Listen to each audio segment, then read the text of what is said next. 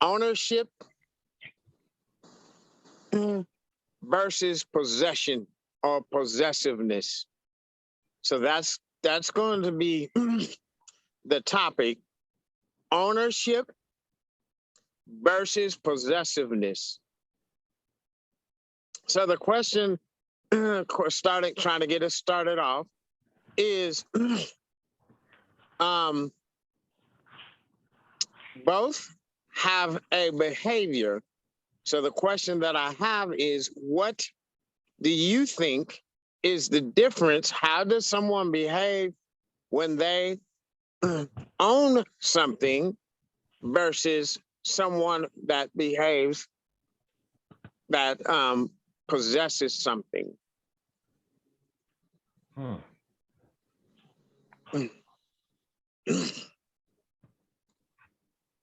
That's the question. If I can make it a little bit more, try to make it a little bit more interesting. When we're not talking in this area, but it will kind of cover some of this. People in our society, our world,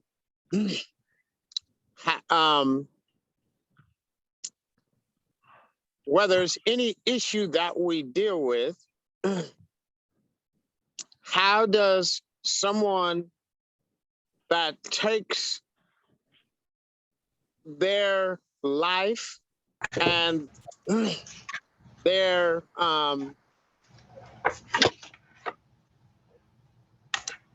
community, the area they live in, whatever, how do they handle it from an ownership perspective versus someone who is possessive,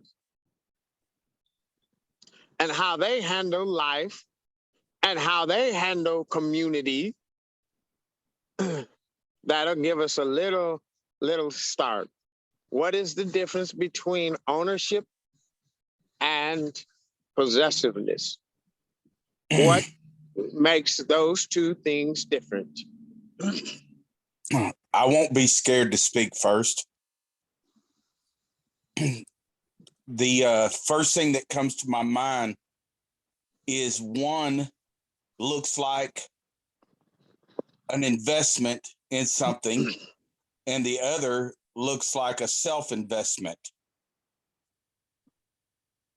When I hear you say possessive, I think in terms of I am investing in myself and I'm possessing this, versus ownership, invest in others. Okay.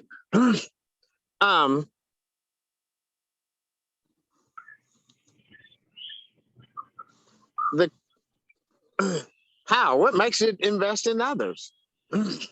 Well, So first of all, what is ownership based off of?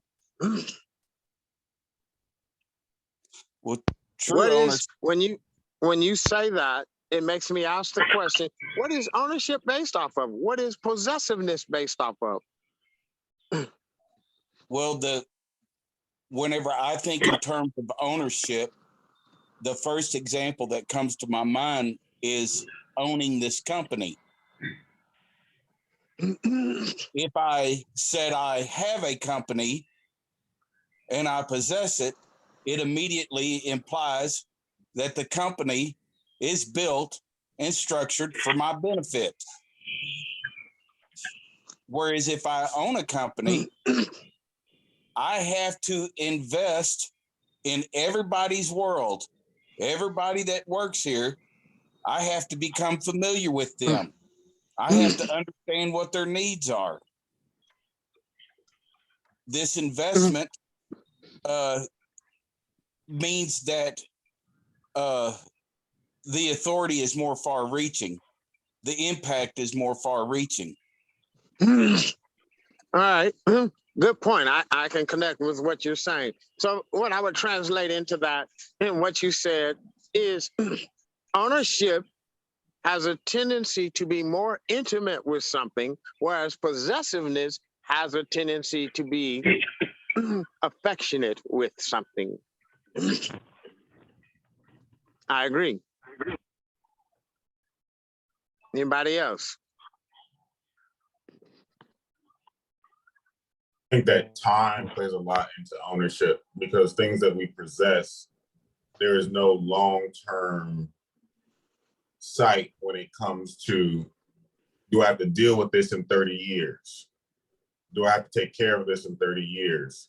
Something that I own, there is an indefinite amount of time that I am responsible or accountable for dealing with this that I have taken responsibility for. So it causes a person to posture in a different way when they know that they have to take care of this indefinitely.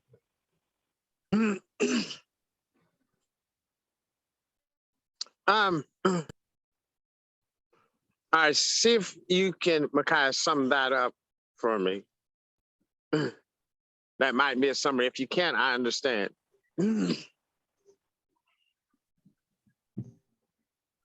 Go ahead, Randall. I saw you. Yeah. So when he said what he said, my thought was, what is going to happen to this business that I own? It's not going to be too long, and I'm not going to have any energy invested in it. But the effort that I have put in it is to hand something down so that the mode of operation in the system would continue. So we have older people that can manage the company, and we have younger people that are being groomed to be able to do the things that the older people can't do. So whenever I die and I'm gone, there's no limit as far as how long this thing can go. Whereas if I possess it, once I'm done with it and I'm dead, everything fractures and goes away. Micaiah, did that do a good job of summing it up? Yes, perfect. Okay. Very interesting. Very good. I agree. Anybody else want to take a stab at the difference between ownership and possession or possessiveness? How do we handle what the world would look like if there was more of ownership versus possessiveness? Can we conclude now that the world is very possessive and more possessive oriented versus ownership oriented?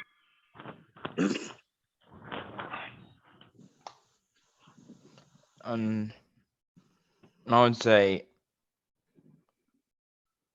when referring, though it's been reiterated over, that to own something, you would have to take care of it.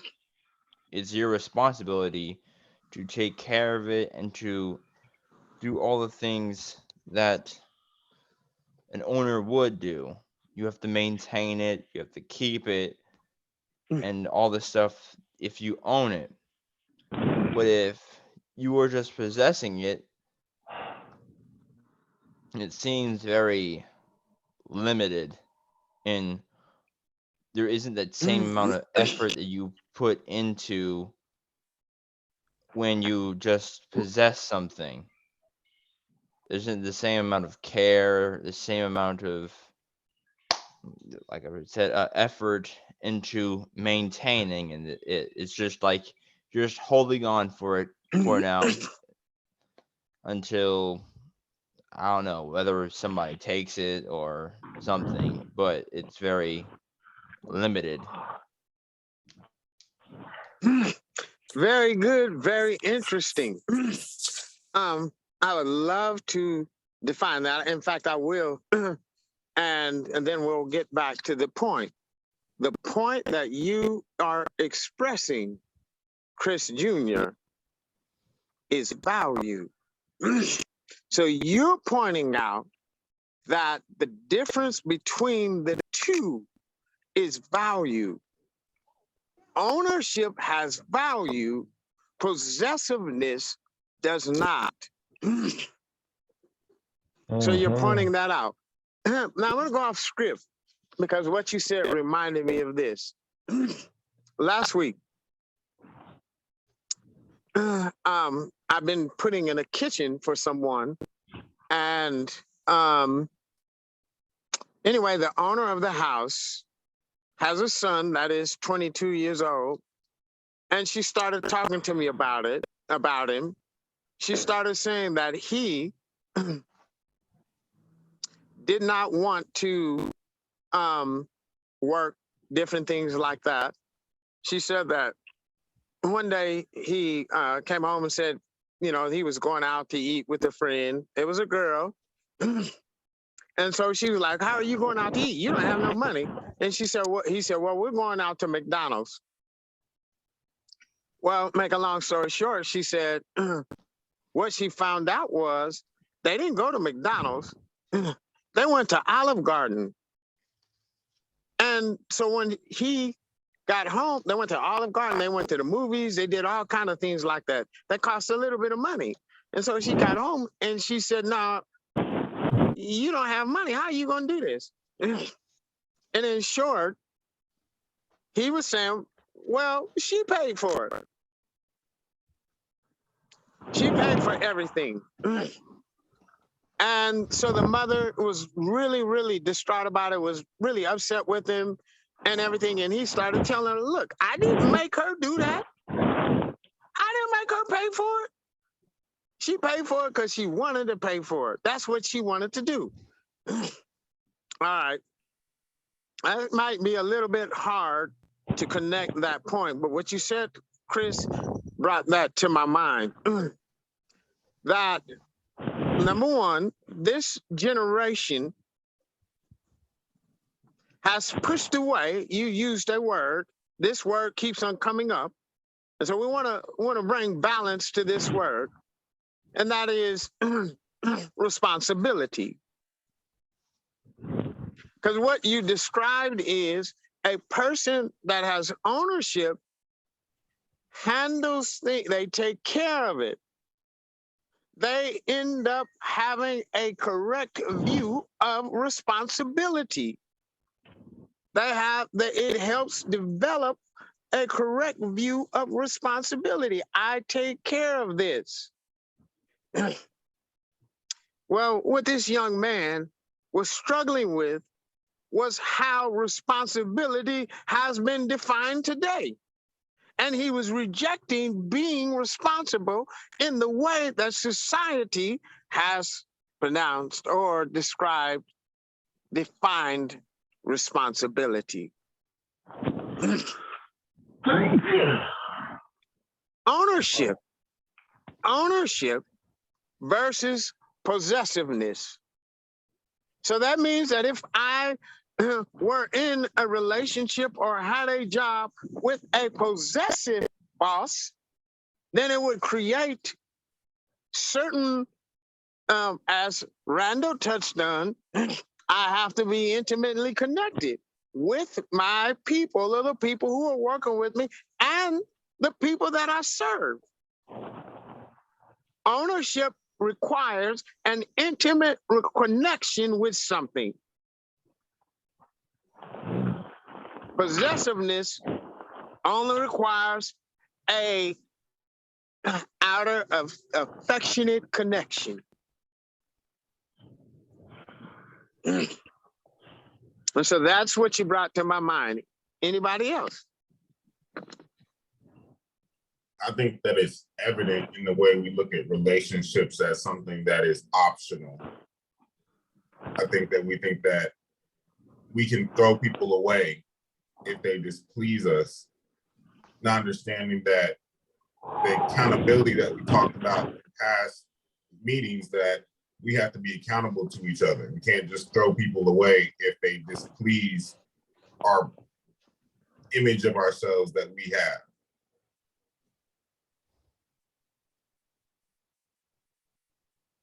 So you're saying what doesn't throw people away?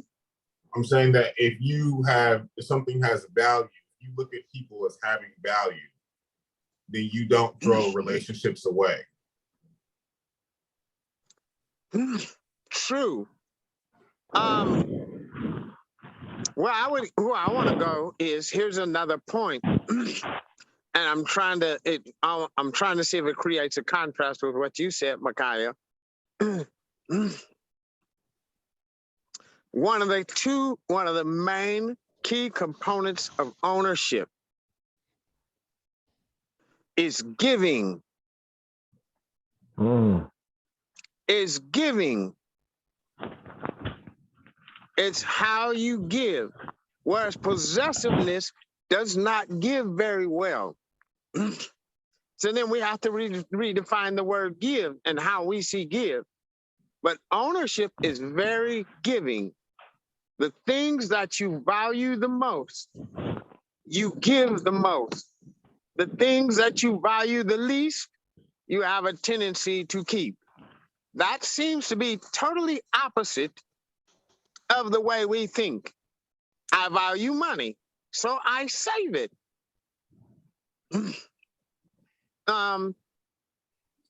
I keep it. I don't give it. I keep it, so to speak. Now I do give it when I buy certain things and I buy certain things, but we need to distinguish between ownership and possessiveness. I can buy something and spend money on it and it be possessive. I can buy something and spend money on it and it can be ownership. Part of what we covered is that generally a person that has ownership has care. So it will help them take care of that thing that they bought. If it is possessiveness, then what it'll do is it will only get the value of why they bought it, and then the rest of it, they want someone to take care of it for them. It's behavior of possessiveness.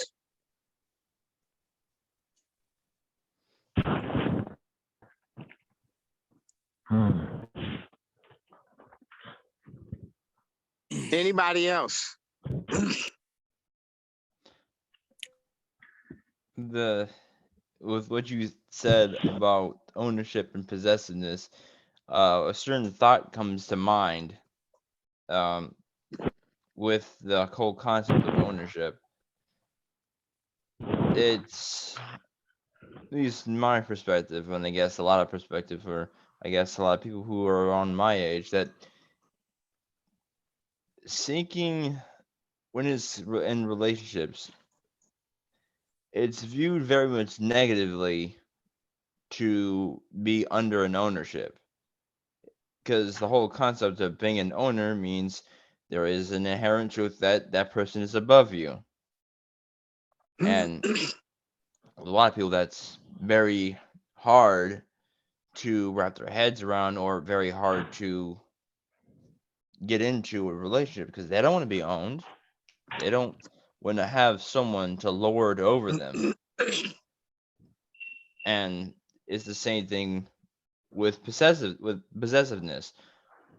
When someone, they view being possessive and someone who's being an owner the same thing. To them, it's more of they treat the owner and someone who is being possessive kind of like an oppressor, someone who's constantly going to lord over you, dictate what you do, and everything. And so they run from that. They run from the whole concept of being, I guess, under somebody. It's viewed as, I guess, a death. You die whenever you become something under somebody. Interesting. Yes. Good point, Chris. I think that, as you said, the idea that we have today of ownership is like that person, the way that you stated it, that person owns me. That person owns this. This is their business and they own it. They're above me. I have to serve. I have to carry their weight. If you would say that, that is the description. That is how the generations see it today. That's what has happened. The reason why they see it that way is because that has been actually, that is what has happened. A lot of ownership has not been true ownership. It has been possessiveness, and it has created a backlash of, I don't want to be possessed. I don't want to be owned, so to speak, by someone or whatever. So it does that. Now, in one of the things that God, how he shows ownership, or one of the words that connects with ownership is vineyard. Vineyard. If you read in the Bible, it will use the word a vineyard.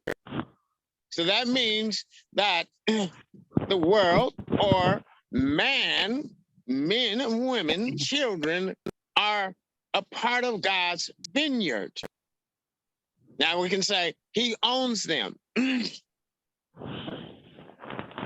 But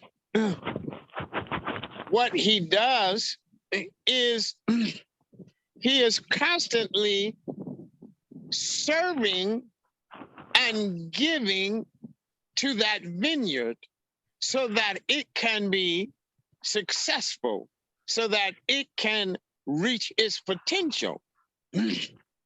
So that's an outside picture.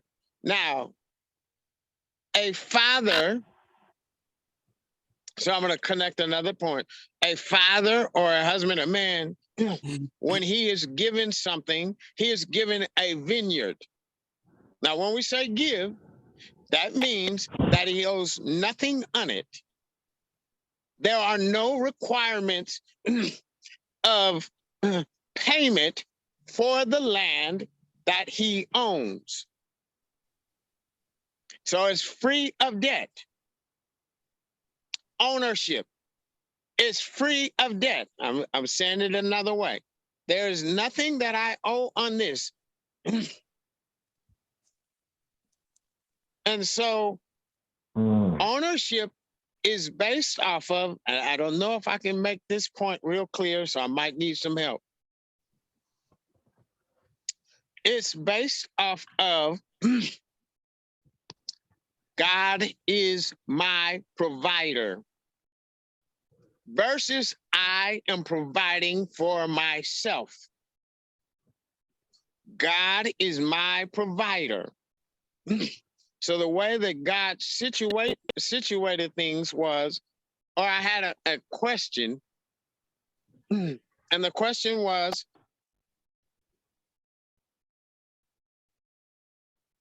what are the requirements of a men who provide for their family? What what are the requirements? How should a man provide for his family? And so in our mind, he has to get a job. A person might say, you need to make, in order for me to be satisfied, you need to make $50,000, $60,000, $70,000, $100,000 a year. We're talking about ownership versus possessiveness. You need to make this amount of money in order for me to feel provided for. All right. those, let's say that is the criteria of a man providing. The real criteria of a man providing is that God is our provider. He is the provider. And so if he is the provider, whatever he has provided for me, all I have to do is maintain it. So listen, we're talking about responsibility, ownership, possessiveness. My job is not to necessarily produce. I have to maintain what is being produced. Ownership, maintaining the value that has been given to you. The land, this land was inherited. You was given this land. And so now I have to maintain it. So if you look at practical today, you have a house, you own the house, debt free. The house is paid for. It has value to you.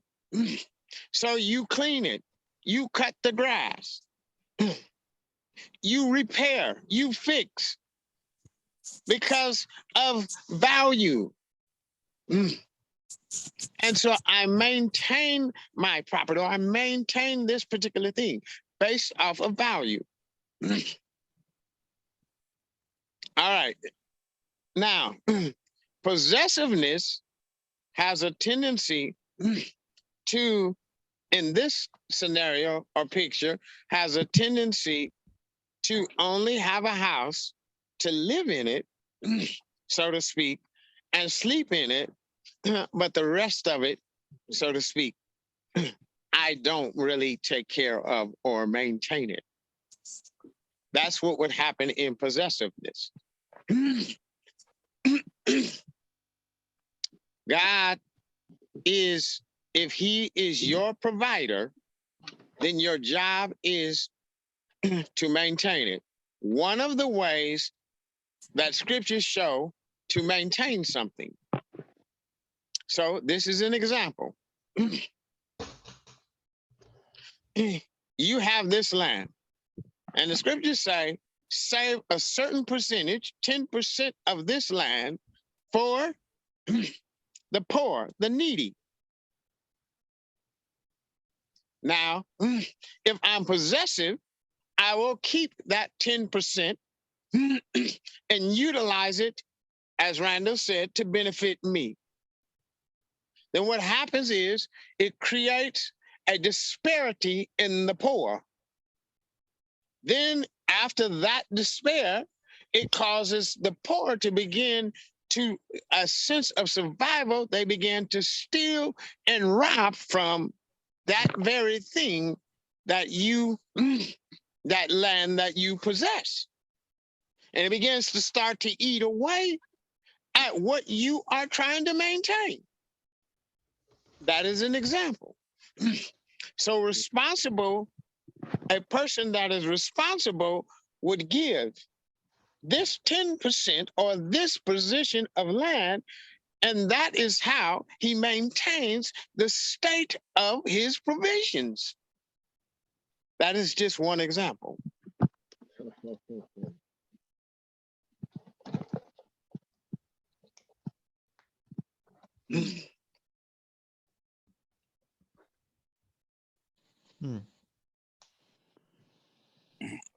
It looks like you're giving space for someone to speak. Yes. Well, since nobody else is jumping in there, I really like what little Chris had to say about the ownership. I was cognizant of that a long time ago. And so, little Chris, this is what I did for my business, was when guys would want to borrow tools, and I have very expensive tools, big deal trucks and all that. And when they would want to borrow it, they would ask very sheepishly, as if they were coming to the owner and asking the owner for something. And my position was, these tools are only here because of what you did. These are your tools. You let me know when you want to take it off the property. I don't ever have any problem you borrowing any tools. My position is to get work. You guys are the owner. And this has been a theme that I've held for a long time. I place them in the position of being owner. So I just wanted to share what a real time holding the position when you have the challenge of owning something. You don't have to have the title of ownership. And if you do have the title of ownership, it is a shared ownership where we all have a mutual investment and a mutual concern. And so that was the one thing I wanted to spell out. When it comes to maintaining what has been given, when we first bought this house that I live in 21 years ago, I considered it to be an inheritance. I considered it to be something straight from Yahweh. And so everything in my heart did not just want to maintain it and sustain it, but wanted to improve on it, because there was I have such an attitude of appreciation. The maintaining it is the easy part. The improving on it is like an expression for me. And so I noticed that you were emphasizing maintaining and sustaining, and the whole time, Tracy, I was contemplating even that is not enough. If you're really appreciative and you understand where your provider is, even providing for my family, the things that had to do with work, I always tried to make secondary. I always felt like if I knew what to do to meet my wife's needs, then whatever it is that I need will be given to me. Now, I had an incomplete picture because it wasn't like I was providing for the family. It was like I saw one dominant need and I wasn't even able to recognize the other needs. But that's not the point. The point is my attitude has been toward, let's make sure that we are good with each other. Let's make sure our relationship is real. Let's make sure that we're open and honest, and intimate and vulnerable. And all the other things that I need will be provided for me. This attitude has reduced weight.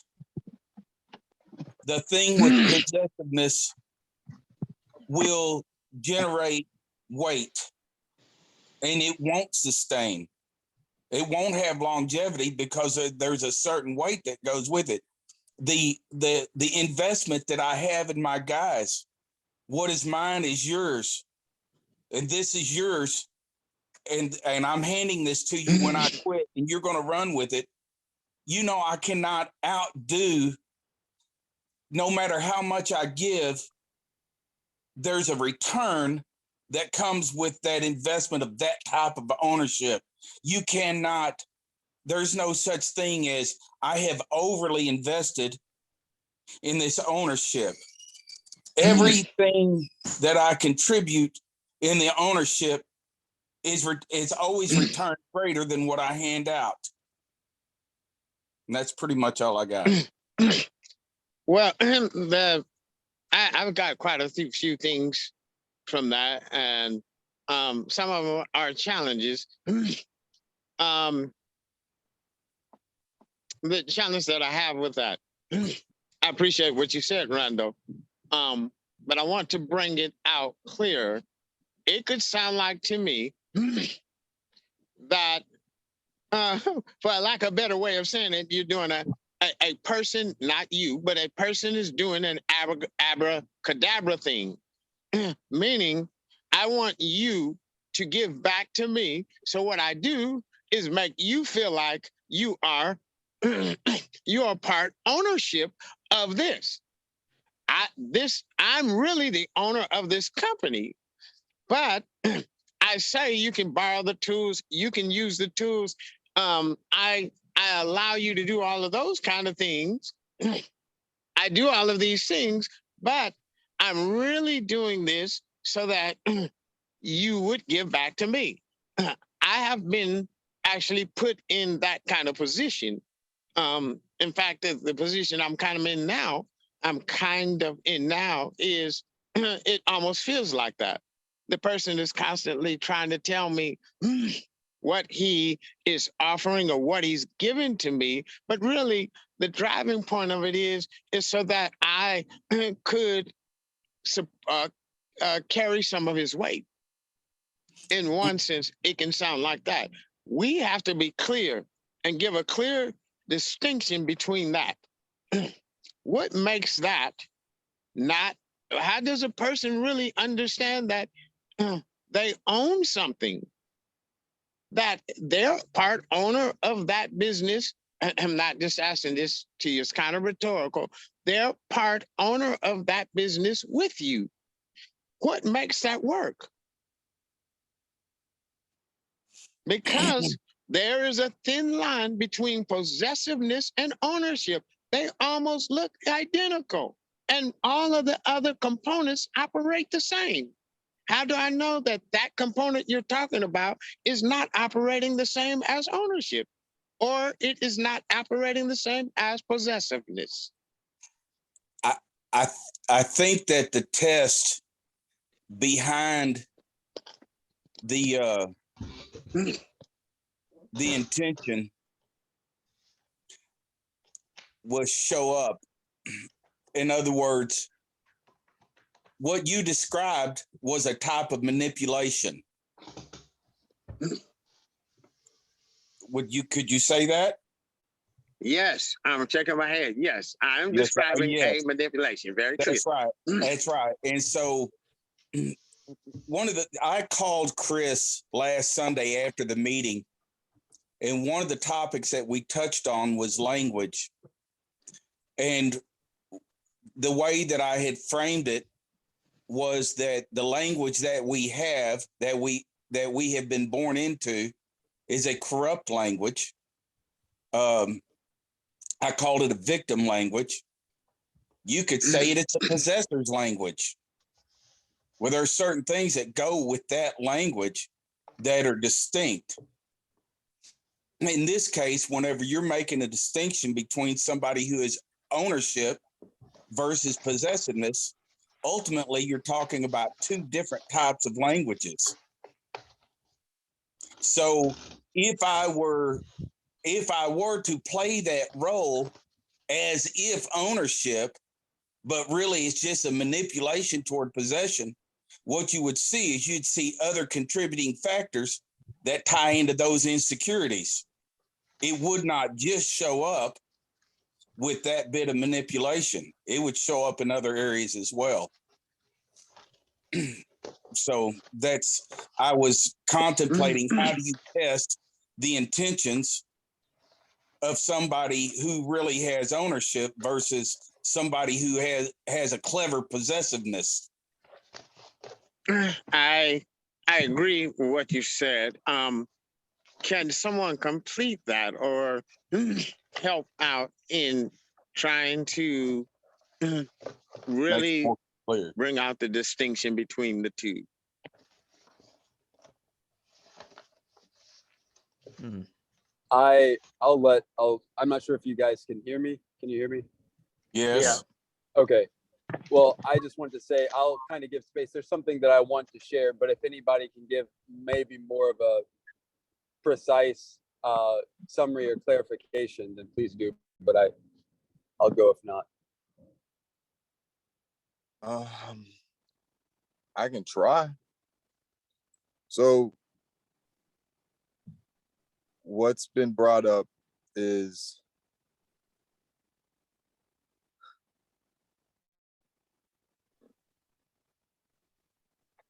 All right. So what Randall described is me in terms of how do you check to see if someone is manipulating or if they truly own something. And we've talked a little bit about me, who I am and stuff. And so this goes into what I say about me and Uncle Tracy being nose to nose type of thing. We weren't eye to eye, we were nose to nose. And there's a difference in that. And so I think what you're touching on is ego, because you touched on a corrupt language that we're all indoctrinated into, or victim language. And the point has been that there is a thin line between ownership and possessiveness. So just like there's a thin line between life and death, we have to, again, see what is the piece that's holding them together. So what I've been able to kind of glean from this conversation is possessiveness is what death is to life in terms of ownership. So in our society today, we've talked about the pushback, the older generation, younger generation, the gaps, things like that. And the Bible has been brought up already, so that's good. But in terms of the gap, we have been indoctrinated in a possessive society in terms of slaves were a possession. They were something counted along with livestock, with things that take away the value or the humanity of something. And so I think that thin line is ego, where we've been talking about ownership is giving. And this is something that, again,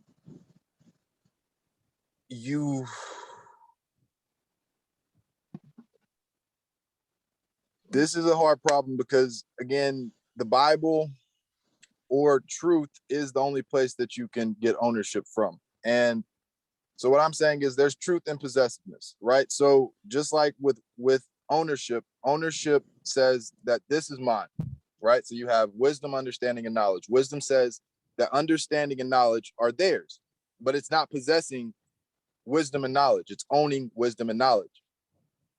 Where you can almost see the possessiveness part is there is a separation between light and dark. There is a stark contrast between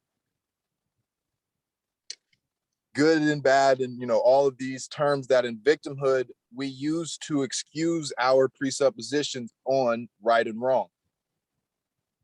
And so when Uncle Tracy challenged what you said, because you did bring up some good points, I think what he was more referring to is we have to be clear on God being our provider, because we, again, are living in a society that the message is seemingly the same across all the world, where it's the older generation is getting too old to maintain something. So now it's up to the younger generation to keep what was given to us. And so the problem that I think Uncle Tracy was trying to talk on is, again, how is what you're saying any different than what the world as a whole is saying? Because the world as a whole is saying, own yourself, be whoever you are, you be you and own it. You know what I mean? You own it. And yet you still see, as we talked about mental illness, you still see things seemingly running rampant. And so for me, with ownership,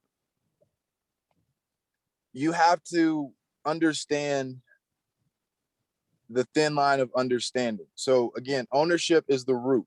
Ownership is what is giving constantly. So Uncle Tracy was talking about it maintaining, being described as a vineyard and upkeeping a vineyard.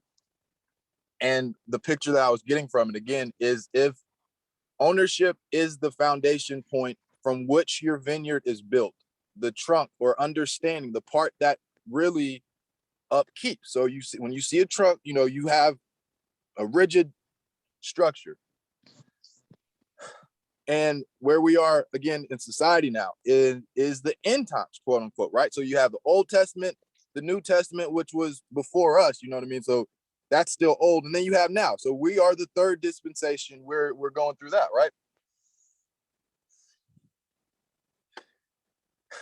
And so what the branches are to do, if I heard correctly, is in the what you receive, you have to return.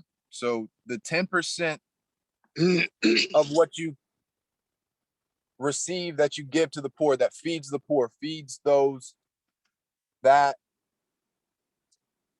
have been alienated, I could say. I hope I'm doing a good job of trying to summarize, because this is lengthier than what you were saying. But as the branches, so that is what we are. As the branches, we have to understand that ownership is what makes us the branches. Ownership is what is keeping us as we are. And we cannot improve upon ownership, if that makes any sense. And how I'm saying it is, the foundation has been set. The foundation is set. We are now, and this is what I feel Uncle Trace was saying, and he said, this is what I'm going through, where it seems like, you know, I'm caught between a rock and a hard place. Is he trying to manipulate me? But his stance has been, no, I have ownership. I know who I am. I am that I am, which takes away the thought process of how do we figure out the difference between manipulation. And so again, I think it ties back to why we're all here. We're all here because, like what you were saying, Randall, that there are a lot of little things that go before you get to the quote unquote big thing. And addressing those things is the only way, because that's understanding. Understanding addresses the just as well as the unjust. It doesn't possess only the just. It owns it all. But the possession comes with the quote unquote unjust, where, you know, that's Jesus's whole thing. You do as they say, not as they do.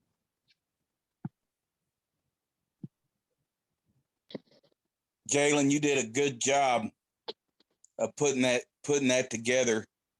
The one thing that I'd like to say is the reason why Tracy presented the challenge like he did to me is because there was a time when you could see that was my behavior.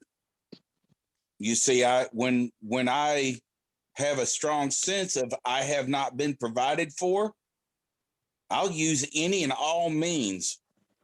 I'll try to look like what I need to look like, whatever that looks like. And so I'll say whatever's necessary. But that's the reason why he was able to come up with that challenge, is because that was actually an attribute that I would have. New Jersey con man.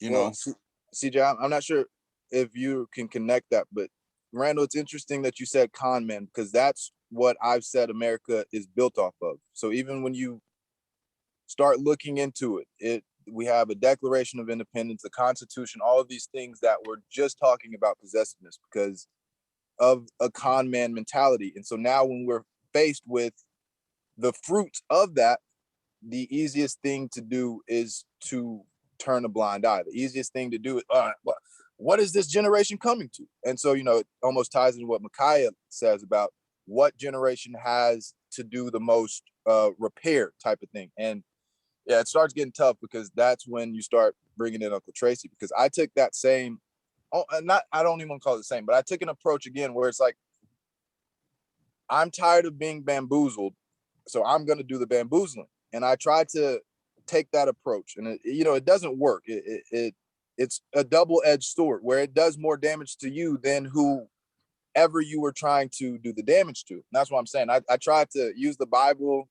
to counteract what Uncle Tracy was saying, in terms of how do you get to say that you are who you are, but I don't get to say it. You know, it almost touches in the ego and the misconception of ego, where ego is a possession. It's not something that only men struggle with. Ego is a possession. So, and when you talk about relationships, that is, you have to let go of the ego for the greater point, the higher point, which is above your spouse and yourself, which is the branches. So yeah, I didn't know if I was taken away from you, CJ.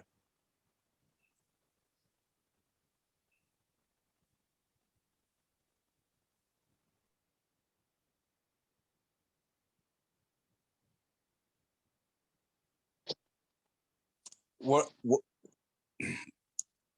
anyway, that ego, every time you say the word, I think in terms of immature self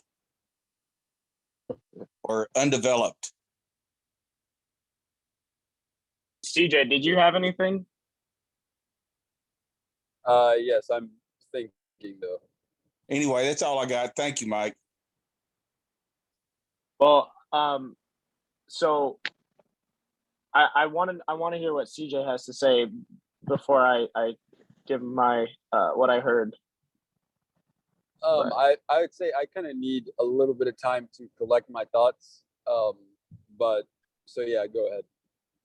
Okay, so part of what stuck out to me with what Jalen said was the corrupt possessive language and ego, and so those things are synonymous.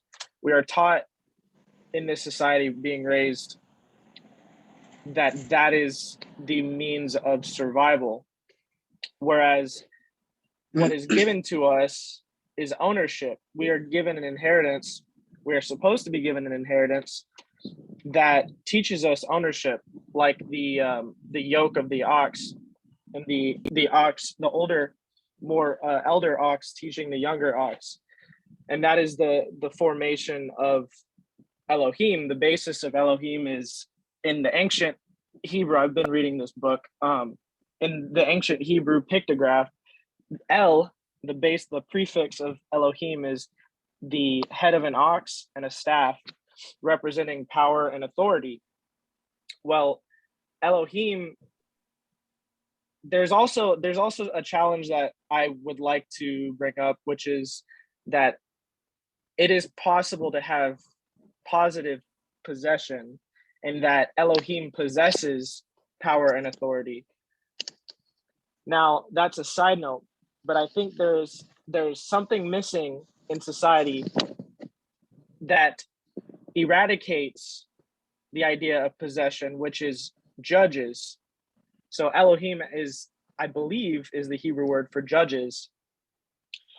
And it is plural because there is a set of judges in a community generally, or they're supposed to be.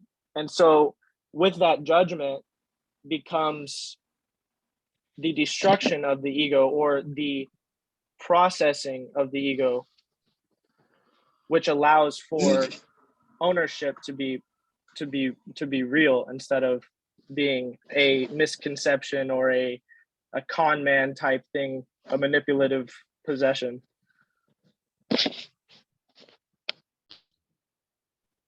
Michael, you hit it on the head. And the question that I was asking Randall, what really distinguishes it?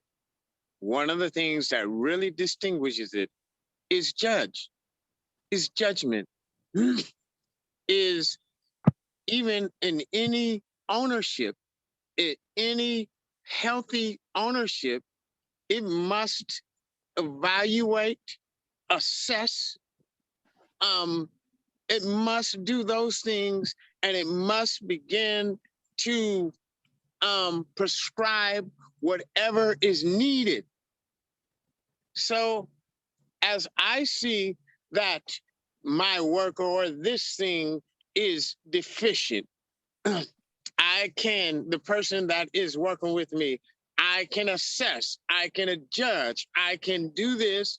And as I do that, that's just as a far out example, I can do those things. And as I evaluate and I begin to prescribe what is needed, then that is a value system. Now, you can have a whole possessiveness does not judge. It does not have a judgment system. It requires certain things and has requirements without judgment.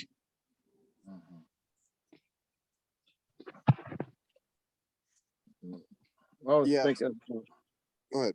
But Sorry. one other thing, and I'll let you go, Chris. What Michael, I think Michael said something here. It, I said it requires possessiveness,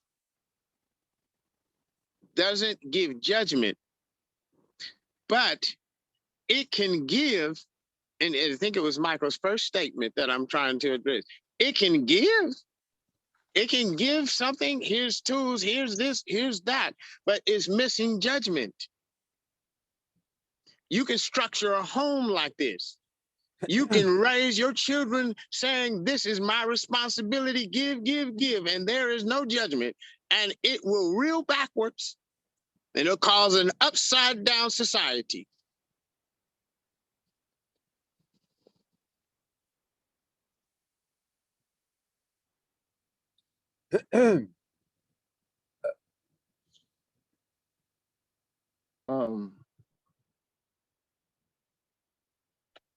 was CJ, were you about to go? No, you're good, Chris. Or are you about to speak? No. Oh, okay. Okay, I thought maybe you was about to speak. I don't know. I was thinking about kind of what, what everyone said, and some things that Tracy brought out, brought some thoughts to my mind. And I'm just going to share what I have. But, and I don't even really know how to connect it to everything, but this is just what I have. But I think about how how Yah had told Adam, well, he said for Adam to, I forget how it goes, but Adam was to have dominion over the world. And I was thinking about how Tracy was saying that a person who has ownership, who has ownership, is in the giving position. Interesting. And that brought my mind to when the script talks about how the man is the head of the woman, and it's not that scripture is not. It's not. It's been so twisted and mixed up, and messed up, and it caused a lot of misinterpretations. But in the context of this conversation, it really applies. It's really saying man is in a giving position. This will cause him to be the head. He's in the giving position. So I'm losing my train of thought. Man, I'm tired, guys. I'm trying to collect it. So I was thinking about ownership looks like honor. In the kingdom of heaven, there's only owners. There is no room for someone who is possessive or possessive personality. There's only ownership. And ownership, and you think about it in a marriage, when it says for or in a relationship in the kingdom of heaven, where it says how each from the to esteem each other higher than themselves, which is really saying for the brother to esteem his brother higher than himself, esteem his brother's needs higher than his own. This is ownership. He's in the giving position. I see my brother in need, I'm going to give to him. This is ownership. But that looks a lot like honor. And this is the standard that we ought to conduct everything by. Our businesses, whole society, is to look like this: honor, ownership. Oh, that's all I got. I kind of wanted to hop in and share some of my thoughts too. Ownership provides judgment, which causes accountability, and it also causes healing. So when you look at how God handled Adam and Eve, you see that pattern. There is a point of saying that in a positive, that we don't place blame, we prescribe healing. We don't, the object is not to just oppress or place weight on somebody. The object is to get them to see themselves and get in a certain position. Wow, Mac. Very good. Very clear. Very, very clear. That almost gave me the chills because when you talked about healing, you talk about different things like that. Ownership is what reproduces health. Healing, the word healing is based off of something that is reproduced, that is whole, that is complete, and it is reproduced. You would ask the question, why did God say for them to be fruitful and multiply? Ownership. It is very interesting that if you use the word Elohim, which is plural, he created man, and when he created him, they were man, it was not male, it was these two things. It was an Elohim. Then it said that he separated it. Male, man, and female. He separated it. And then he required them to own, meaning become a Elohim as the original Elohim.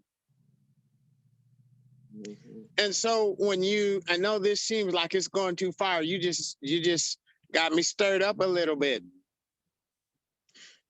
Ownership causes you to reproduce health, life, wholeness, ownership. If I don't take ownership, I will not reproduce. I will only give a small portion, if that. Healing is based your body reproduces. If it does not, if it stops, you will be sick. Reproduction is a part of a healing process. And a part of what you touched on, Micaiah, was that value. Value and ownership causes us to put back, to give back, to reproduce, to, if you could say, clone healthiness, whatever you want to call it. That is a picture of ownership. Something that is not ownership will allow it to fall apart, tear down, kind of like our society today.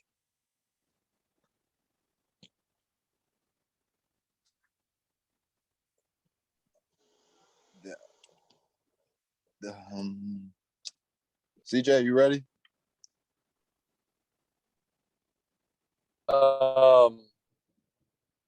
Yeah, I mean, I'll shoot. It's been an interesting conversation, and even just that last point almost threw me for a loop, because I think that it could be a point for conversation, later on, or maybe Uncle Tracy, because I'm just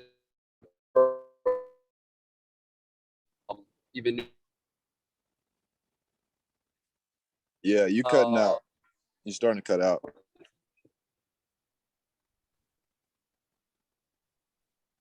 Am I still cutting out? I don't know. It's a little bit better. Try it.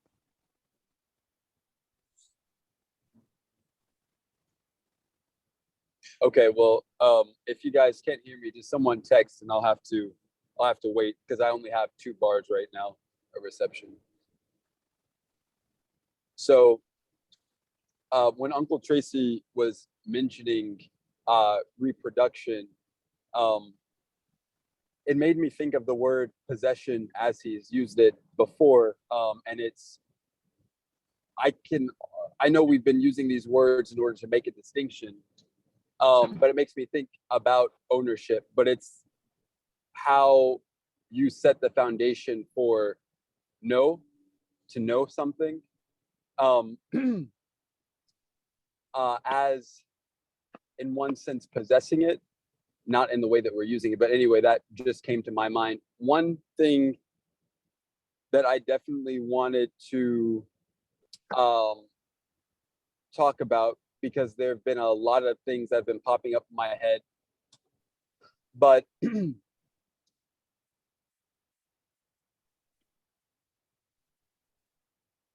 when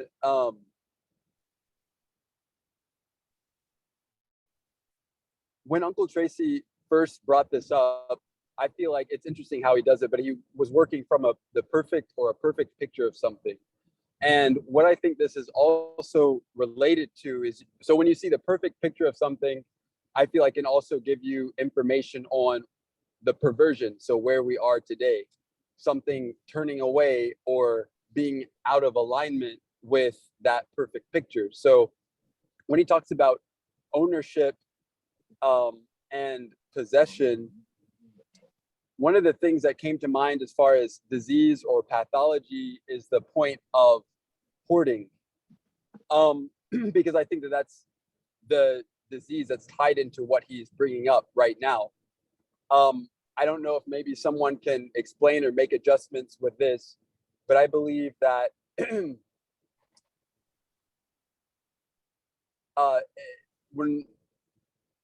if I were to say that Uncle Tracy was a wise man, it's from this point, and think about the point of the principal thing. He's talked about getting out of debt. And the reason why I mention that is I believe that debt determines hoarding behavior, and that your debt is determined by your fear. So, Uncle Tracy, I think that you can clarify it if you see the connection, but you talked a while ago about what fear was or is. And if you fear God and you keep his commandments, you will not hoard. That is understanding how to operate in tune with his light. It keeps you from the point that you're making as far as being simply possessive of something versus giving and freely giving. That's something that only is the case when God is your provider. Without God being your provider, you cannot do anything. I mean, that without God being your provider, you will hoard. So part of that, what made me think about that specifically, was even when Uncle Tracy talked about leaving a portion of your land for the poor, the fatherless, the widows, the needy. In my mind, that contextualized responsibility, the true of it, and it's something that is done in return or in response to something. And also, it is how something is maintained. One thing that is interesting to me, because I don't know if you remember this conversation, Uncle Tracy, but I've heard a lot of opinions on tax and taxation. And you can see the extremes that it's caused in our society, where you can say that I've heard arguments, for example, that the government's trying to take away my money, and this is my, and how it causes, for example, someone to be possessive of what they have and completely disregard the need of their brother.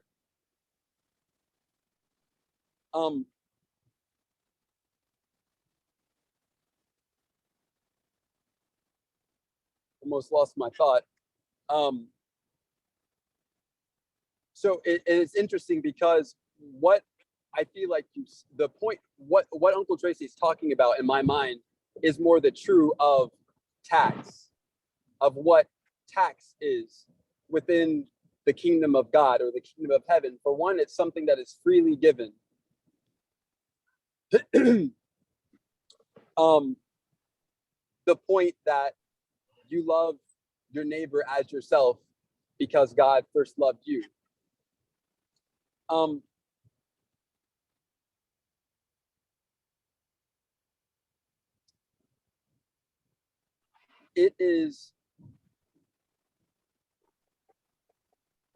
It's interesting because part of when I'm trying to keep track of my thoughts, part of when Randall was sharing what he did, and when Uncle Tracy brought his challenge to what Randall said, it made me think again about debt or about tax and how tricky it is.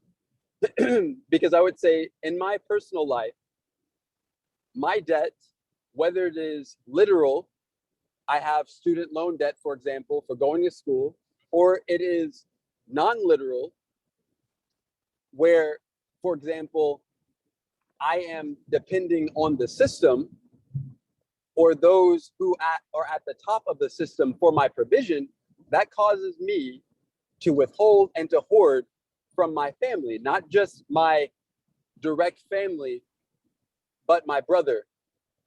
And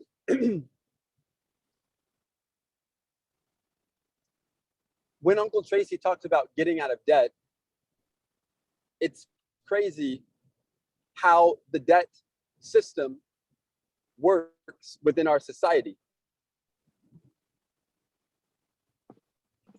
and how the tax system works in our society, because it gives a semblance of ownership. If you talk about, for example, how your average American says, because you are a citizen of this country, these are the things that you benefit from. So it should give some sense of ownership. So you pay your taxes, you go to work, you do this. There's a certain system, but especially for me, for us in the Black community, I feel like I've had to come to grips with how much I've been indebted to this system. And it's not, again, just a literal debt. It's how much I have given my value, how much I have disregarded my value to be able to be a citizen or to be, in one sense, an owner of this society. And the more that I'm aware of those things, the more that I understand that I want nothing to do with it. Because that is a tax, on one hand, that is not freely given, and it has sucked the value out of any and everything that participates in it. One of the verses that, this is the last point that I'll make, one of the verses that comes to mind is when in Proverbs, when it mentions, this is a verse that Jalen has mentioned a couple of times. Uncle Tracy and I have talked about it. And it's the verse in Proverbs, or the verses that talk about, go to the ant, thou sluggard. At the beginning of that chapter, it mentions something to the effect of, if thou hast stricken hands with a stranger. And in my mind, that is the point of debt. But debt in the point of the point of oppression and what that causes. So anyway, I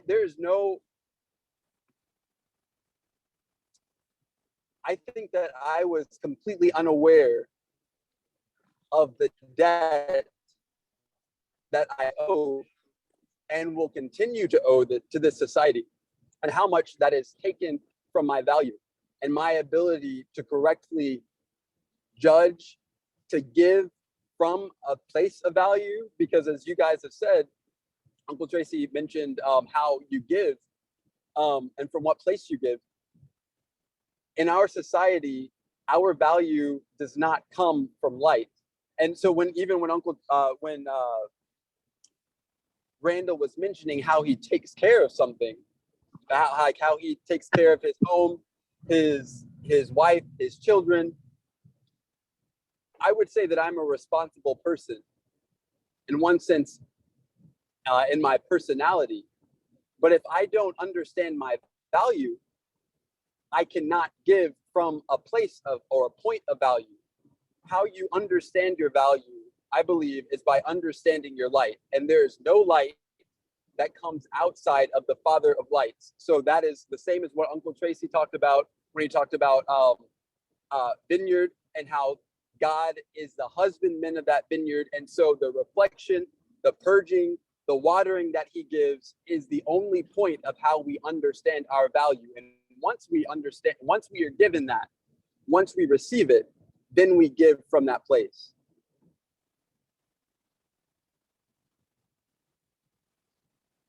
Wow. I have nothing to add to that.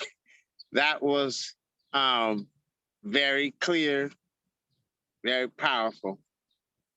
So I hope I don't detract since you ain't got nothing to add, but CJ said something at the end. He was like, I feel like I'm a respectable person, and I'm not, right?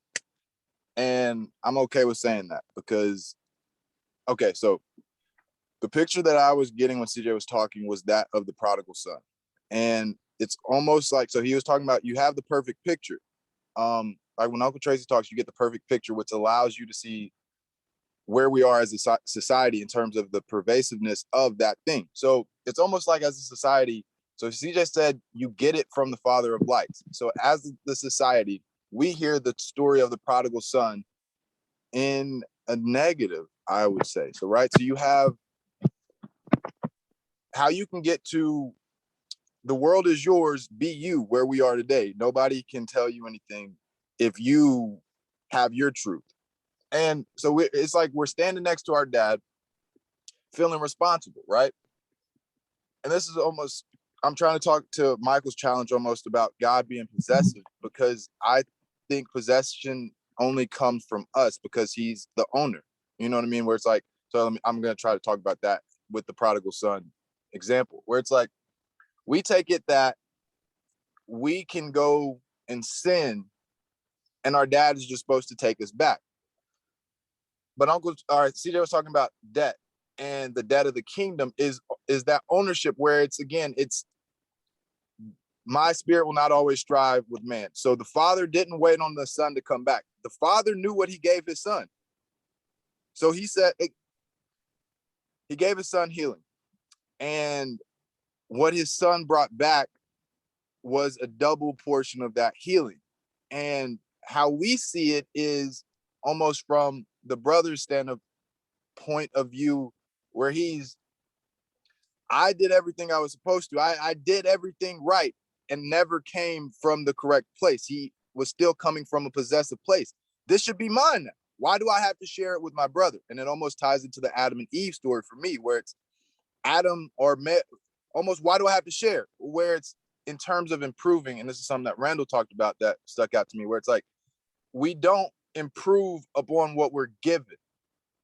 What we're given improves us, if that makes sense. What we're given is that healing, which in turn is why it's a cycle, why it goes both ways. So again, we are waiting on Jesus to come back, because that's how we interpret the prodigal son almost, where it's like,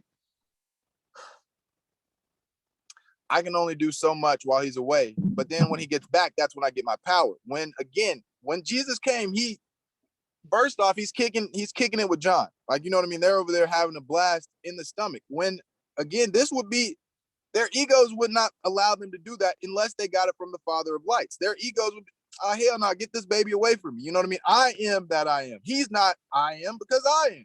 How can you be I am if I am? And what we're seeing in the prodigal son story is the father gives his son I am, and he's not threatened when his son comes back and says I am. He affirms or confirms, you are that you are. And so it's what I'm trying to say is we've taken almost an approach of I can't help my brother. I won't help my brother because, well, shit, he did stuff that I didn't like. So what Makai was talking about in relationship, if you do something I don't like, I can't help you no more. And where we are today is what CJ was saying. We might not all come to this conclusion and agree with it, but we are indebted to our society. And if you hear it in the negative, I was hearing him say it in the positive. If you hear it in the negative, you unwittingly will continue to spin in that wheel. Seemingly unknowingly will always help further that will. If you understand Yah as your provider, you understand he was not withholding anything from the son that stayed and did everything good. He wasn't withholding anything and saying this son is above, he's greater. He said you guys are, yeah. So that's kind of what I was hearing with what CJ was saying, and that's how I feel Uncle Tracy has helped me, where it's like when I came back to him, I came back with a lot of stuff, and it didn't budge him in terms of how I'd seen in talking with other people in an older generation, where it's like, yeah, I have gotten questions like, when I got the Michigan job, how did you get that job? Things like that, where it was a joke, but it wasn't, because I'm not respectable in terms of I'm the one that went out and squandered all of what I possessed. And Uncle Tracy's helping me bring it back to foundation that you can't squander something that is owned. You can think it is, so that's that thin line. You can think you do. You can think you possess some shit over here, but at the end of the day, all tongues will confess and all knees will bow. You know what I mean? Where it's like, so I mean, yeah. I was just going to make a point of clarification. I think I understood what you were saying.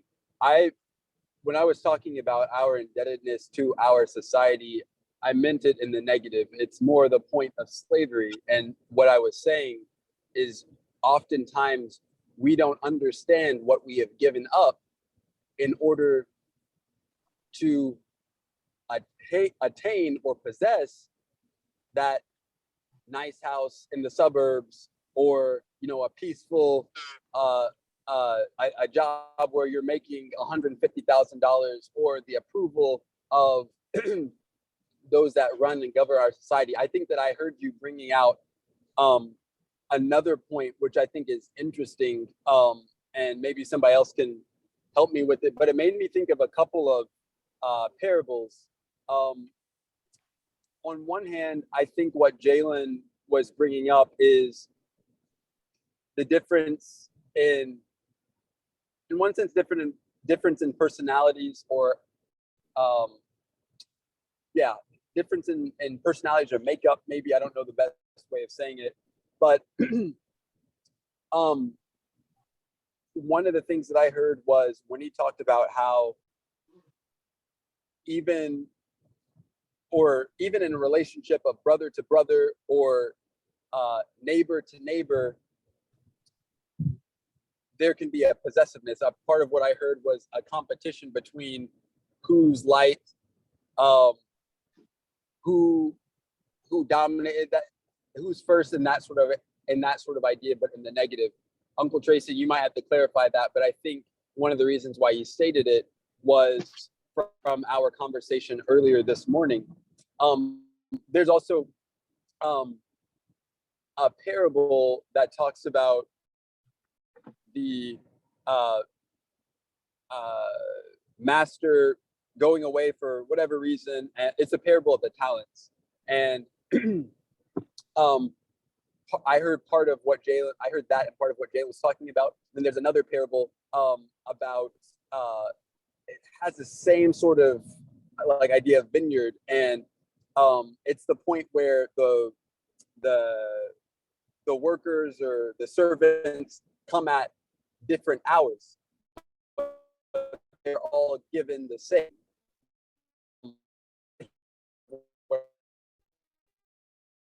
It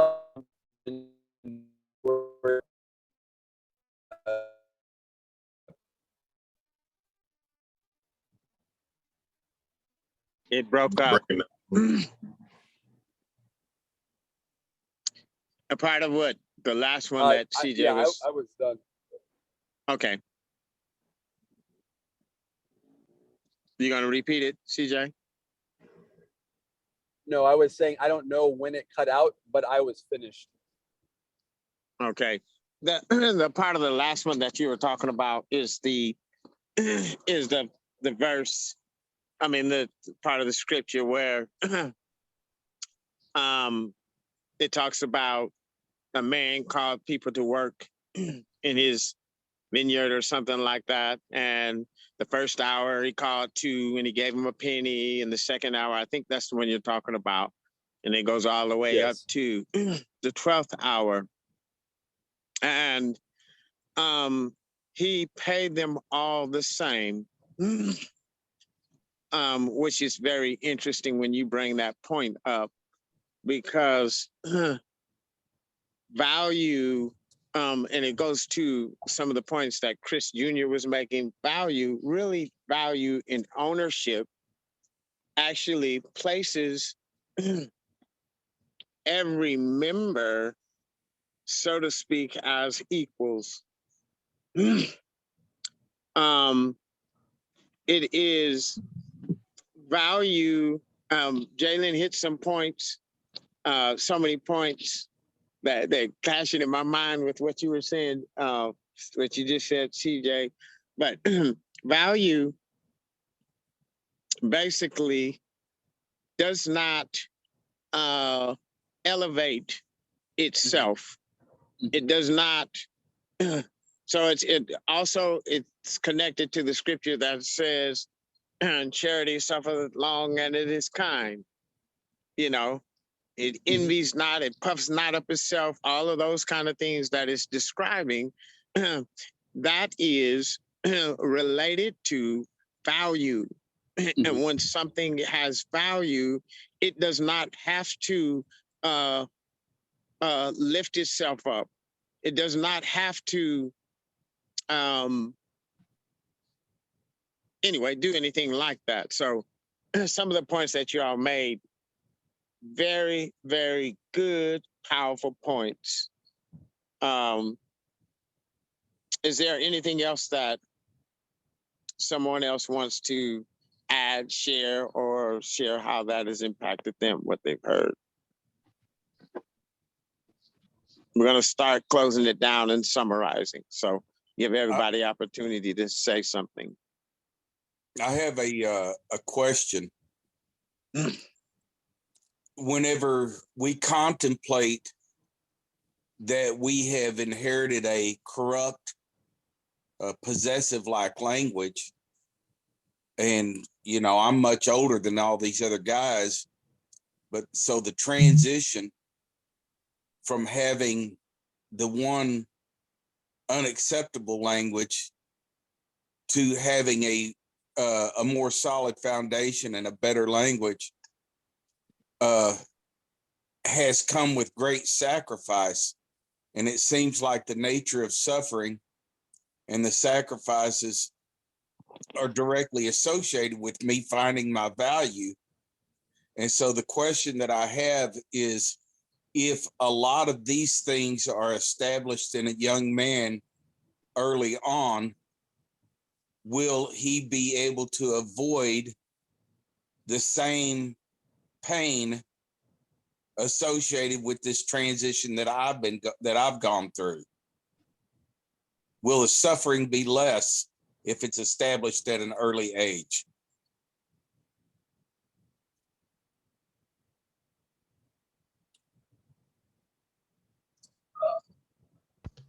Interesting. Go ahead. No, you go ahead. I was going to say, as far as I'm concerned, the first thing that came to my mind is that in general, we try too hard to avoid strife, to avoid challenge. And even when Uncle Tracy, you mentioned that in our society today, we are unfamiliar or avoidant of death, that's kind of the first thing that came to my mind when Randall asked his question, and that even if we were to suffer less, the point isn't to avoid suffering. And I think that suffering isn't just, it's not just negative. It's not even just the point of a punishment, but it's to really, it brings about healing. It's to make us stronger. Even when you talk about language, when you mention that, possessive language in that sense is a language that cannot command. So even when Uncle Tracy was talking about a society that has a possessive society, like the society that we are in today, has certain requirements, or will try to manipulate or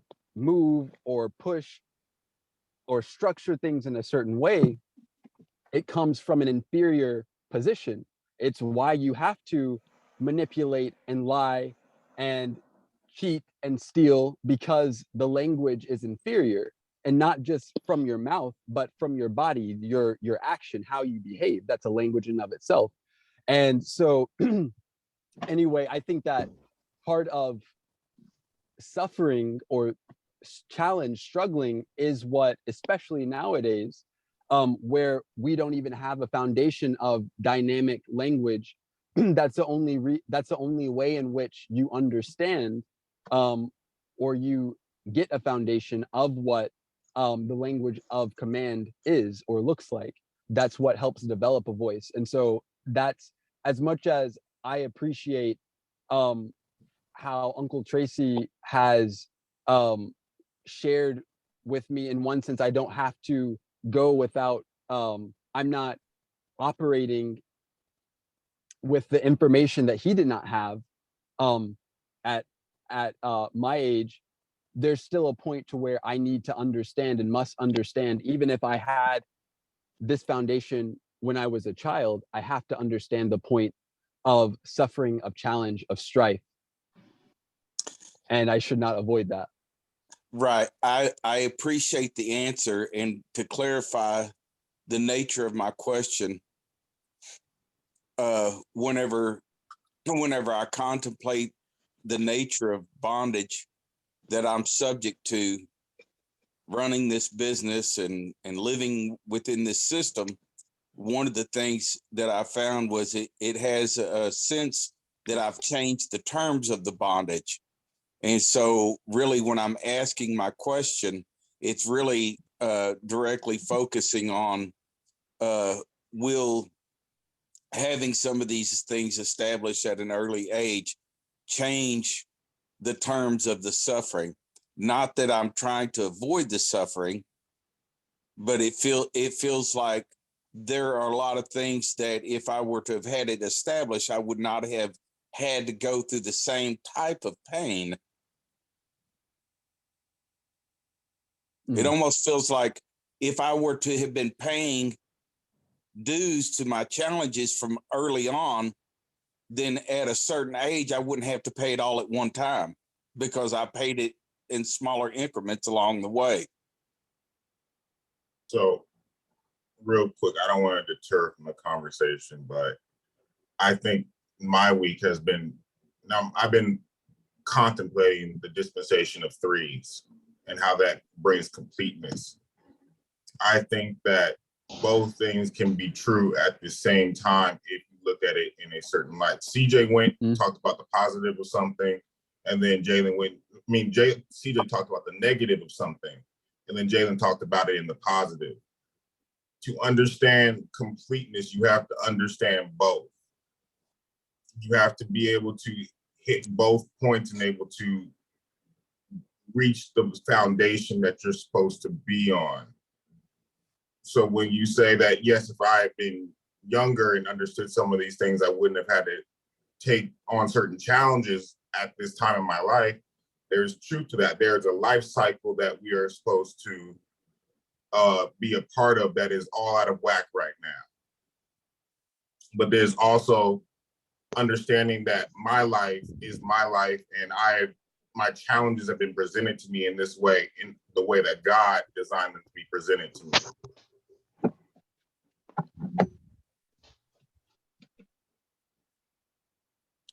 I liked your explanation.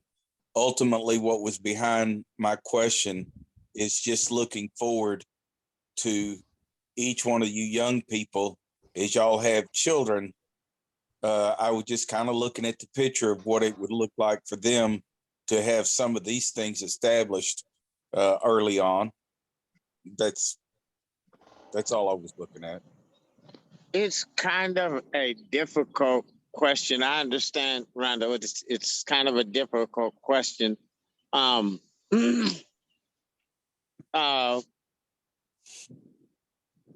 the way that I would answer part of it, I think CJ did a good job. I think what Micaiah added was good. A part of what I would say is, as you are as the younger generation has value placed in them, it will automatically change the behavior. CJ's point, though, no matter what, value is only maintained and kept by challenge. So if we are mistaking that challenge, the challenges that we are going through as hardness or as hardship or as pain, then something is not calculating right.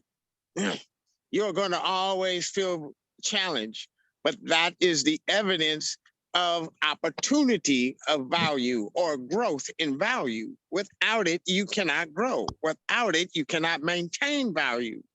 Without challenge. Almost in every challenging situation, there is an opportunity of fear. There's an opportunity of pain. There's an opportunity of loss. Everyone, there also is places, I said fear, where you want to draw back, where you want to give up, quit, whatever you want to call it. And then there are also places where I like how the Bible puts it sometimes, it creates mighty men who stand and fight until change happens, until it comes. And if their life is sacrificed, that is translated into value. That was a good answer. It helps me to have everything in a little more in perspective as I look on toward the next generation.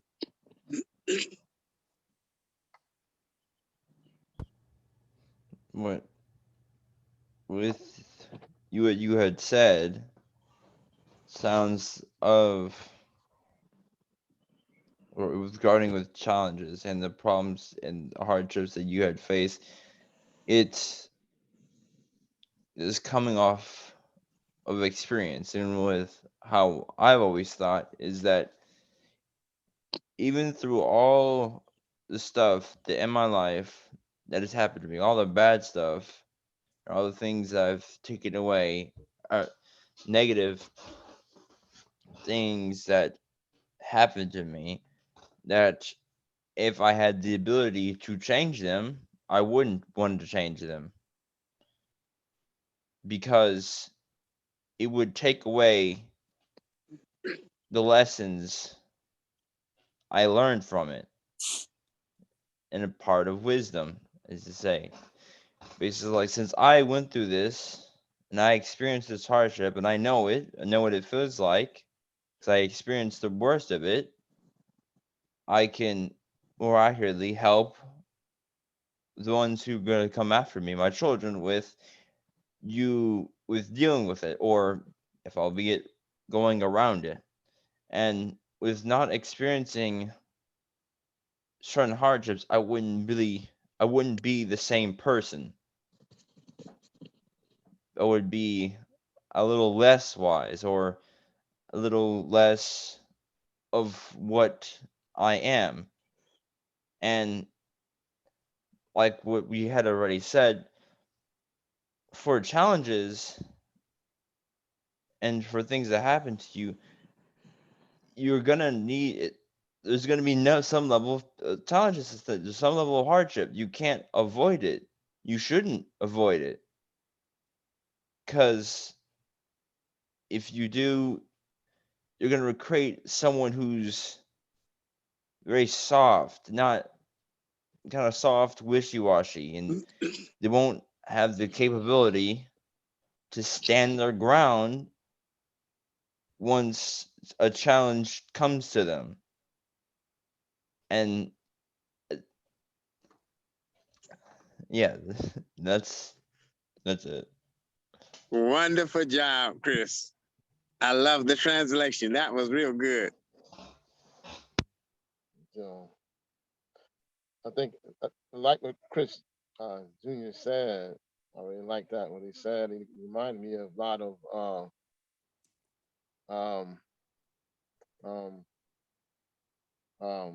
how the earth was, how on the sixth day man was created, but from day one to day six, now y'all labored. He labored for 6 days, and what that is really saying is that the the, the difficulties and the challenge you face is actually something that is it is actually something that is creating something. It's a creation in its actual workings. As Tracy said, if you remove that, then you then you remove the very thing that creates life. It creates a new man. That's what kind of came to my mind, and Junior said is right. It without the challenges and the difficulties and the hardships that you face, without that, you're really left with a very weak person. You know. See, I tie all of that into ownership. What possessiveness would look like would be to accommodate yourself through suffering.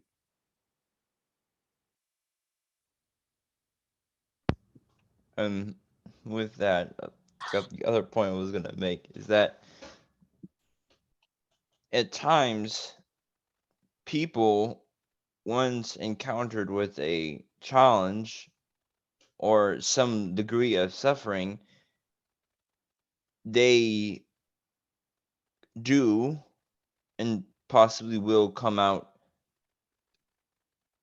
worse because they, I guess, compartmentalize within themselves and come to the wrong conclusion from what happened to them. Yep. As I face a hardship, someone robbed my house, and then I go into myself and compartmentalize all the things that are happening, and then come to the conclusion that I should possibly steal back. I should go rob somebody else because someone did this to me. They did this to me. It should be grounds as right for me to do the same to them or to other people. And that would be the wrong conclusion. Or at least not a positive one. That's it. Interesting. Very good. So I know we're trying to sort of close here. I don't want to open up too much more, but yesterday, I believe it was yesterday, Jalen asked a question for us young guys. If God has a voice, is it audible? And I think what Chris Jr. had said was he hears God through challenge, and he hears God speak through challenge. And I can agree with him on that. And I think that if his voice was audible, that would be one of the louder voices of God. It would not be so quiet. I think if you do not have a heart that is unified or in a perfecting process, you will not see that challenge as a voice of God, rather just a pain. And ego is one of the loudest. It's like a deafening sound to the voice of God, so it drowns out And I think of like almost like radio dials, like you can turn one up and down, and you don't necessarily have control over the dials until you've been judged.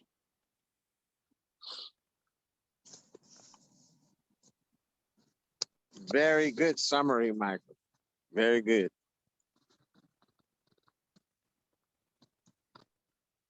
I like all All the, right. I like Go all ahead. those responses. And I just look, I'm not trying to dog Tracy or anything.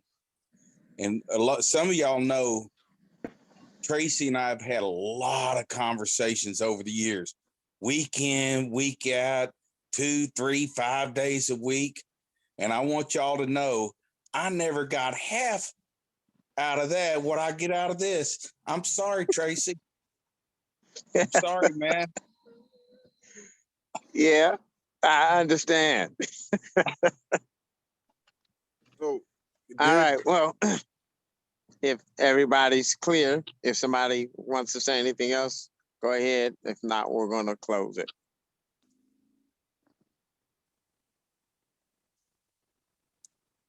Bye. All right. Bye. Nah, Jalen has something. But Caitlin, I can't see you.